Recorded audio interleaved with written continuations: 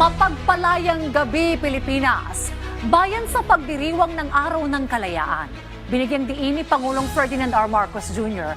na ang kalayaan ng bansa ay bunga ng sakripisyo at pakibaka ng mga bayani at ninuno laban sa mahigit 3 siglong pananakop ng mga dayuhan. Nanawagan din ang punong ehekutibo sa mga Pilipino na maging mapanuri sa katotohanan, gamitin sa tama ang kanilang kakayahan at unahin ang ikabubuti ng bayan. Yan ang ulat ni Kenneth Pasyente. Patuloy na mahalin, piliin at ipaglaban ng bansa sa gitna ng mga hamon sa kasalukuyan. Iyan ang naging paghimok ni Pangulong Ferdinand R. Marcos Jr. sa sambayanang Pilipino sa paggunita ng ika-128 taong anibersaryo ng Proklamasyon ng Kalayaan ng Pilipinas. Sa kanyang talumpati, binigyang diin niya na ang kalayaan ng bansa ay bunga ng sakripisyo at pakikibaka ng mga bayani laban sa mahigit 3 siglong pananakop ng mga dayuhan. Kaya hindi anya sapat na alalahanin lamang ang kasaysayan. Matapos ang mahigit 1 siglo mula nang makamit natin ang kalayaan, ano na ang nagawa natin sa kalayaang kanilang ipinaglaban? Sapagkat hindi sapat na lingunin lamang natin ang nakaraan, kailangan magsilbing pundasyon ang mga aral nito sa ating kasalukuyan at sa ating kinabukasan. Ang ating kasaysayan ay nagturo sa atin na sa pagkakaisa lamang makakamit ang kasarilinan. Na ang tunay na mga pinuno ay yaong nagsasakripisyo ng sariling interes para sa ikabubuti ng bayan.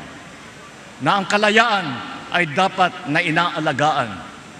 Hinimok din niya ang mga Pilipino na maging mapanuri sa katotohanan, gamitin sa tama ang kanilang kakayahan, lumaban ng patas sa araw-araw at unahin ang kapakanan ng bayan.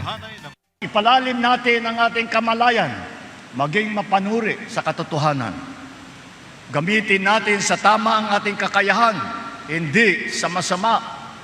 Lumaban ng patas sa araw-araw, huwag pagsamantalahan ang pinagpaguran ng iba.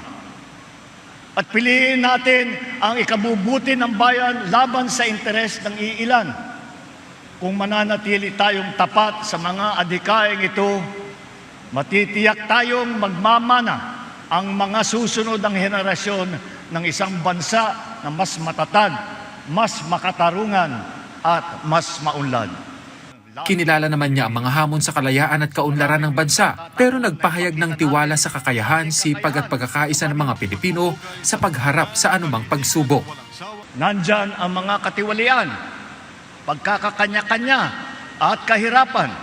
Nandyan din ang mga pandaigdig na kaganapan at banta ng tinatawag na climate change at kalikasan. Ngunit sa kabila ng mga ito, nananatili ang aking paniniwala at pag-asa sa galing, sipag at kabutihan ng ating lahi, ng lahing Pilipino.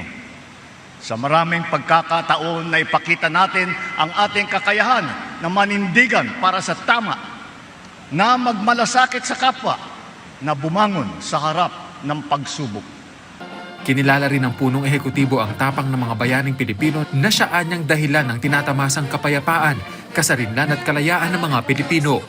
Pasado 7:00 ng umaga nang dumating ang Pangulo sa Rizal Park kasama si First Lady Liza Araneta Marcos, Ilocos Norte 1st District Representative Sandro Marcos, Simon at Vinnie Marcos. Ang First Family ang nanguna sa pagtataas ng watawat ng Pilipinas kasabay ang pag-awit ng lupang hinirang. Nag-alay din ng bulaklak ang presidente sa bantayog ni Gat Jose Rizal. Inalala naman ang mga revolusyonaryong Pilipino na nakahimlay sa Mausoleo de los Veteranos de la Revolucion sa loob ng Manila North Cemetery. Pinangunahan ni Defense Undersecretary Ireneo Espino at Manila Vice Mayor Chi Atienza ang pag-aalay ng bulaklak. Nagkaroon ng 21-gun salute at ilang minutong katahimikan bilang pagbibigay pugay sa mga revolusyonaryo. Sina DSWD Secretary Rex Gatchalian at Caloocan City Mayor Along Malapitan naman ang nanguna sa Araw ng Kalayaan sa Monumento Circle.